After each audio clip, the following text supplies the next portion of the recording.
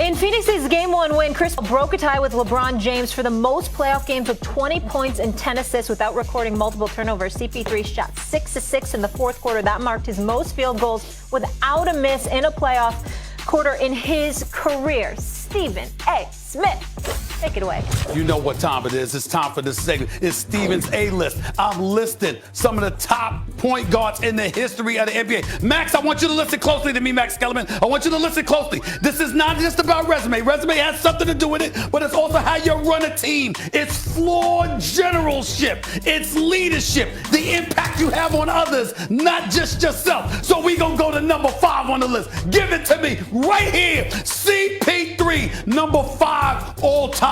I know he doesn't have a title. Damn it, he's only been in one conference title game. But everywhere he goes, teams get better. We understand he's a miniature dynamo. He's a floor general. He's an extension of the coach, okay? He's that cerebral with a J, with handle, with superb passing ability. Decision making. Obviously has him right there. I got him number 5 all time. Why do I not have him number 4? You know why. It's right here. Give it to me. Isaiah Thomas. That's why. CP3 doesn't have a national title in college. CP3 doesn't have 2 NBA titles in the history of basketball with the Detroit Pistons. Beating Jordan along the way on numerous occasions. Beating Bird. Beating Magic. CP3 doesn't have that on his resume. Isaiah Thomas does. By the way, Isaiah Thomas is top 2 to the one and only Michael Jordan. He once said that to me a long time ago. I never forgot that. Let's go to number 3 on the list, please. Give it to me, the great one. Oscar Robertson. 1961-62.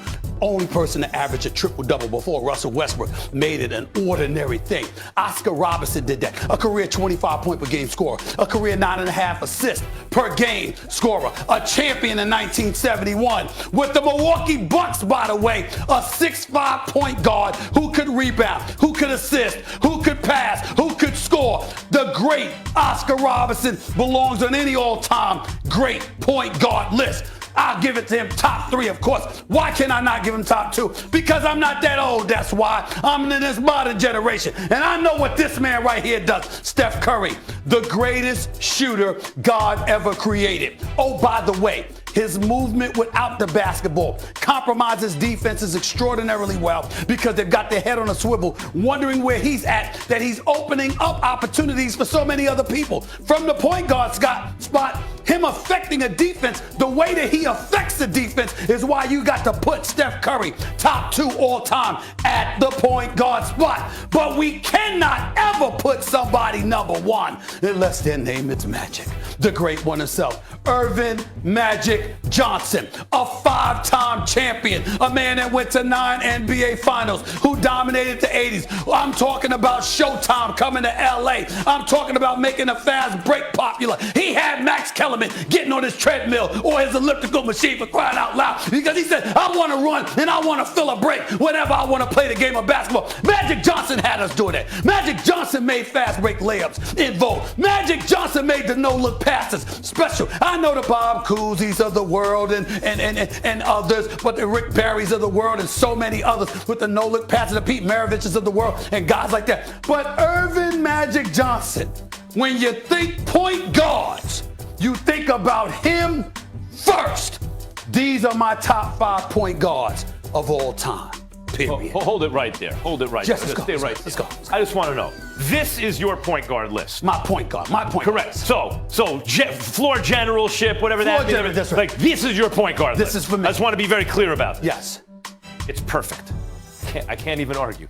It's perfect. Thank you very much. Take it away, Matt.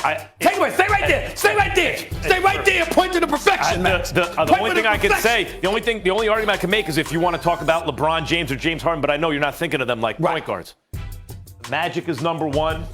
You could argue a little bit here. If Chris Paul wins a chip, he's a perfect point guard. Only thing he doesn't have is size. Otherwise, he does everything perfectly. I can't argue it. But Isaiah got 2 chips. You can't put him over Isaiah. Not only are those 5 the right 5, they're in the right order. I give it up when I give it up. That's all. All right. We'll leave it You there. got it right. Okay. We will leave it there. They Stephen do A's list, call me perfect agreement. Stephen Naismith. Stephen Naismith. Who are they? I want to meet they. I want to meet them. All right, guys. If A-Rod gets Dell and crazy, y'all, to have the fans in there, the energy, it's nothing like it. And I told the guys this is why we fought so hard during the regular season to get home court advantage. And I think we truly had that with our fan base here. It's almost like wrestling. It's like you tagging in.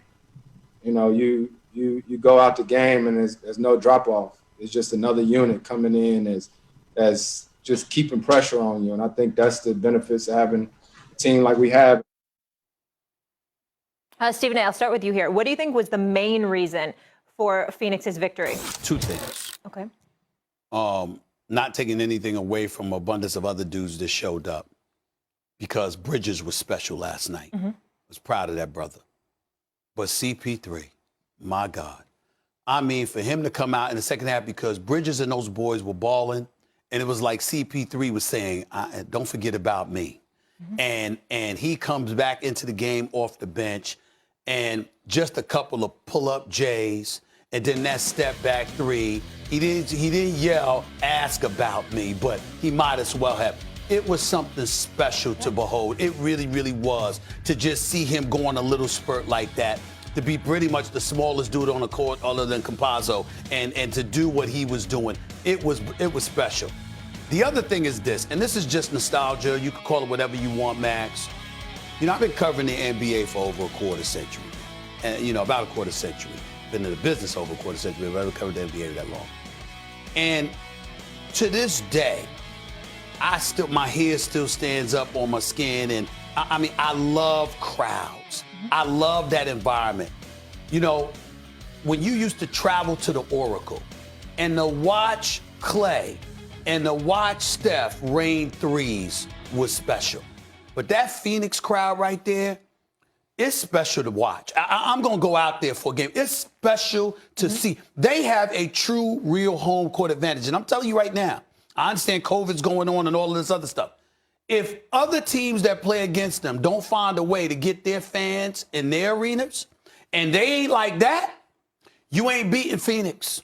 Yeah, I'm telling you right now, that crowd is the proverbial sixth man, and it is special to see. It's a treat to watch this game. You want to be there when you're watching. That's a home court advantage. No question. Especially coming out of social distancing. Yes. And now you see that. You felt like they fed off the energy. 100%. They went on a 39-12 run. Right. That's unreal in like the third to fourth quarter. Yeah. And Chris Paul, also, when you talk about the jump shot, the timing. Chris Paul seems to have the timing exactly right when his team needs He's so what. clutch. But that's not who I'm focused on.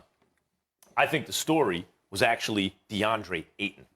And the reason is, going into these playoffs, and by the way, some of that's Chris Paul. Like, what's Chris Paul's influence going to be on Ayton? Everyone thought that he'd have a positive influence. But DeAndre Ayton was young and raw. You couldn't call him a bust. Even though he's in that same draft, Luka went third and Trae Young went fifth. He went first, right? But you still couldn't call him a bust because he's putting up numbers.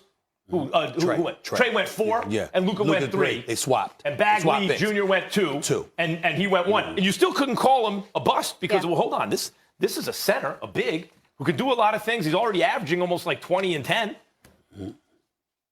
But how would he react in the playoffs when he has to go up against AD and Jokic? Ooh, that's a disadvantage. He's too green. Nope. Even before AD got hurt, he was a problem. You have to account for him. Offensively and now also defensively. Jokic.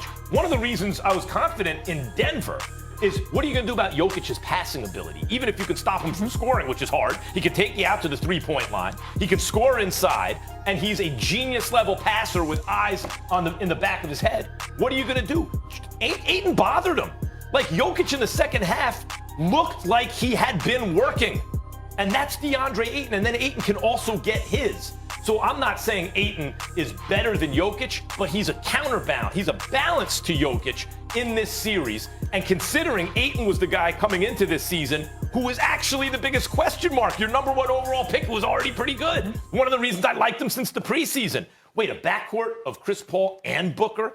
You got Mikal Bridges, and I keep bringing up Cam Johnson, who's off the bench now because you have Jay Crowder, and DeAndre Ayton is your, hey, what's he going to give you? If he gives you this, the Suns are live to get out of the West. If Ayton gives you that. Listen, Ayton definitely negated Jokic to some degree. He dropped 20 and 10 last night. He's been very consistent throughout these playoffs and deserves a lot of credit. And if he continues to do that, he deserves all the praise that Max has given him, and I'm not knocking that. On a side note, you brought up Marvin Bagley. He's been pretty much hurt the last 2 years, so I'm not going to get on him. Missed about 29 games this past season. Missed about damn near 70 games the season before that. It's been injury prone. I get it. But if you Marvin Bagley, we're going to remind you again, my brother, member of the Sacramento Kings. You got DeAndre Ayton now. You got Luka. You got Trey. And in the middle is you. You're on the verge of being considered Darko Milicic, all right? Get it together, my brother. You got to be in that mix, okay? So get your health right and get ready to don't want to be known for freestyling more than that's right. You got your rap album that came out in 2019, but you paid to play ball. Let's get it together. In the end, when it comes down to getting back to Phoenix, I'm just telling you, that crowd is something. And Mikal Bridges showed up last night and showed out. This brother was balling, and I've been a fan of Cameron Payne now, watching him throughout these playoffs, coming off that bench, filling in for CP3 the way that he has. He's aggressive, made some heady mistakes last night, but for the most part, he's been playing very, very well, and he's aggressive. These cats ain't scared of anybody. The only thing is, I will say this that I noticed, Max. Aaron Gordon, guarding Devin Booker. Now, Devin Booker didn't look like he looked against the Lakers. Aaron Gordon's been excellent for this team. This dude, both ends of the floor. This dude, both ends of the floor. Yeah. He's strong.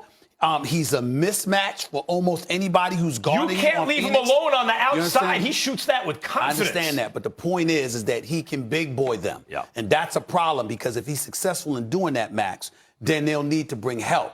That help might come in the form of an Ayton.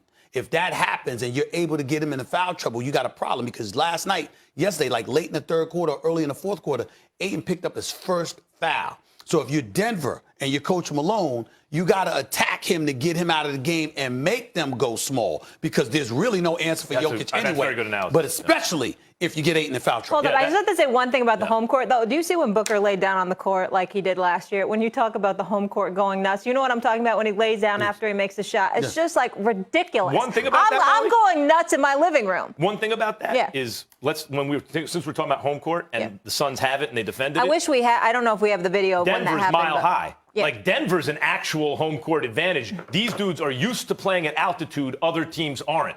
So, that's true. But that puts more pressure on you to win at home, because it's going to be that much tougher in Denver. The Suns are going to have to defend home court in this series. They're good, and they did. Game one, they did, but, Denver got another crack at it. Listen, we didn't have home court advantage last season, so it's fun to kind of see that play out right now. No doubt. It's special. All right. We are still on camera here, Stephen A., but we're going to talk Cowboys next. Are they the best team in the NFC? Do they have the best offense? I was going to ask you for a preview of your answer, but this is just disrespectful. You said Cowboys at best. You made me laugh. Yes, best offense. Whatever. The NFC East? Whatever, guys. And money talks, but is it loud enough for